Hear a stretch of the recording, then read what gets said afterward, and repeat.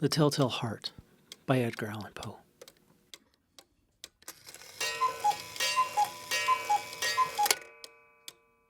Nervous, very dreadfully nervous I had been. But why will you say that I am mad? Hearken and observe how healthfully, how calmly I can tell you the whole story. It is impossible to say how first the idea entered my brain, but once conceived, it haunted me day and night. Object there was none, passion there was none. I loved the old man. I think it was his eye. Yes, it was this. He had the eye of a vulture. Whenever it fell upon me, my blood ran cold, and so by degrees, I made up my mind to take the life of the old man. You fancy me mad? Madmen know nothing. But you should have seen me, with what dissimulation I went to work. Every night, about midnight, I turned the latch of his door and opened it. Oh, you would have laughed to have seen how cunningly I proceeded. Would a madman have been so wise as this? But I found the eye always closed, and so it was impossible to do the work, for it was not the old man who vexed me, but his evil eye. Then one night, I was more than usually cautious in opening the door. Perhaps he heard me. Now you may think that I drew back, but no. His room was black as pitch with a thick darkness, and so I knew that he could not see the opening of the door. "Who is there?" he cried out. I kept quite still and said nothing. For a whole hour I did not move a muscle, and in the meantime I did not hear him lie down. When I had waited a long time, very patiently, without hearing him lie down, I resolved to open a little, a very, very little crevice in the lantern. So I opened it. You cannot imagine how stealthily, until at length a single dim ray, like the thread of a spider, shot out from the crevice and fell upon the vulture eye. It was open, wide open, and I grew furious as I gazed upon it. I saw it with perfect distinctness, all a dull blue, with a hideous veil over it that chilled the very marrow in my bones. But I could see nothing else of the old man's face or person, for I had directed the ray, as if by instinct, precisely upon the damned spot. And now, have I not told you that what you mistake for madness is but over-acuteness of the senses? Now I say, there came to my ears a low, dull, quick sound, such as a watch makes when enveloped in cotton. I knew that sound well, too. It was the beating of the old man's heart. It increased my fury, as the beating of a drum stimulates the soldier into courage. But even yet I refrained and kept still. I scarcely breathed. I held the lantern motionless.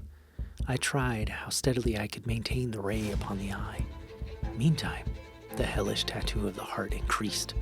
It grew quicker and quicker, and louder every instant. The old man's terror must have been extreme. It grew louder, I say, louder every moment. Do you mark me well? I have told you that I am nervous. So I am. And now at the dead hour of the night, amid the dreadful silence of that old house, so strange a noise as this excited me to uncontrollable terror. Yet for some minutes longer, I refrained and stood still. But the beating grew louder. I thought the heart must burst. And now, new anxiety seized me. The sound would be heard by a neighbor. The old man's hour had come!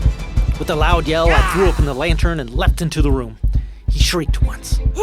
Only once. In an instant, I dragged him to the floor and pulled the heavy bed over him. I then smiled gaily to find the deed so far done.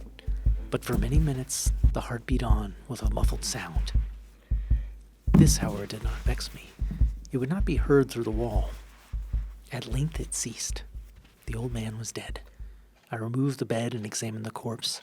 Yes, he was stone dead. I placed my hand upon his heart and held it there for many minutes. There was no pulsation. He was stone dead. His eye would trouble me no more.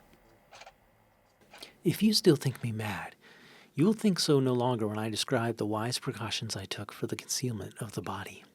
The night waned, and I worked hastily, but in silence. First of all, I dismembered the corpse. I cut off the head and the arms and the legs. I then took up 3 planks from the flooring and deposited all between the joists. I then replaced the boards so cleverly, so cunningly, that no human eye, not even his, could have detected anything wrong. There was nothing to wash out, no stain of any kind, no blood spot, whatever. I had been too wary for that. A tub had caught it all. When I had made an end of these labors, it was 4 o'clock, still dark as midnight. As the bell sounded the hour, there came a knocking at the door. I went down and opened it with a light heart, for what had I now to fear? There entered 3 men who had introduced themselves with perfect suavity as officers of the police. A shriek had been heard by a neighbor during the night. Suspicion of foul play had been aroused, and the police were summoned to search the premises. The shriek, I said, was my own from a bad dream. The old man, he was absent in the country. I took my visitors all over the house. I bid them search well. I led them at length to his chamber and desired them here to rest from their fatigues, while I myself, with wild audacity of my perfect triumph, placed my own seat upon the very spot which reposed the corpse of the victim. My manner had convinced them. I was singularly at ease. They sat and chattered familiar things. But ere long, I felt myself getting pale and wished them gone. I arose and argued about trifles in a high key, and with violent gesticulations. Why would they not be gone? Oh God, what could I do? I foamed, I raged, I swore. Was it possible they heard not? Almighty God, no. They suspected. They knew. Indeed, they knew. They were making a mockery of my horror. This I thought, and this I think. But anything was better than this. Agony. Anything was more tolerable than this derision. I felt I must scream or die. I could take the hypocritical smiles no longer. Villains, I shrieked. I admit the deed. Tear up the planks. It is the beating of his hideous heart.